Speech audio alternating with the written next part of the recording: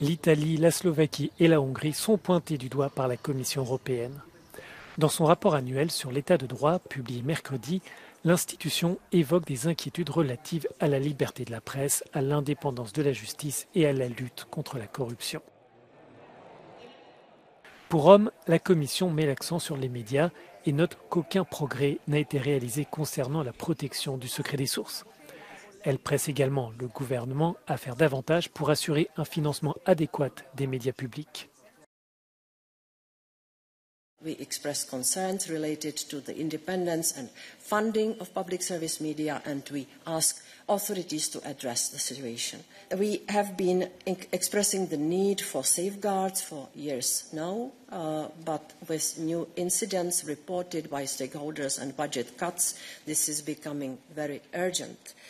Habituée des controverses sur le respect des valeurs fondamentales, la Hongrie figure également sur la liste du rapport pour ne pas avoir progressé dans la protection de l'état de droit, dans la lutte contre la corruption à haut niveau et dans la défense de l'indépendance des médias. Le pays est déjà sous le coup de la procédure de l'article 7 du traité sur l'Union européenne relatif aux valeurs fondamentales, une procédure qui peut conduire à la suspension du droit de vote d'un pays membre.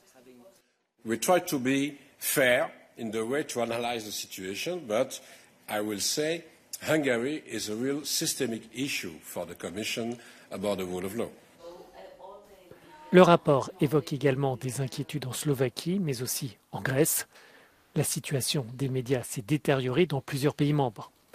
Selon la Fédération européenne des journalistes, la Commission doit passer de la parole aux actes.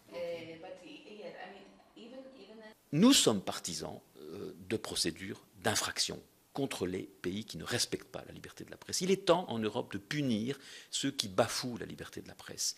Et donc nous espérons que sur base du nouveau règlement européen sur la liberté des médias, qui sera entré en vigueur entre novembre 2024 et août 2025, sur base de ce règlement, il sera possible d'initier des procédures d'infraction contre l'Italie, contre la Slovaquie, contre la Grèce éventuellement, et nous serons là pour aider la Commission à documenter ces procédures d'infraction.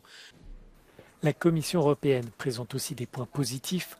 En comparaison au premier rapport en 2020, les États membres, dans leur ensemble, sont beaucoup mieux préparés pour détecter, prévenir et relever les défis émergents de la démocratie.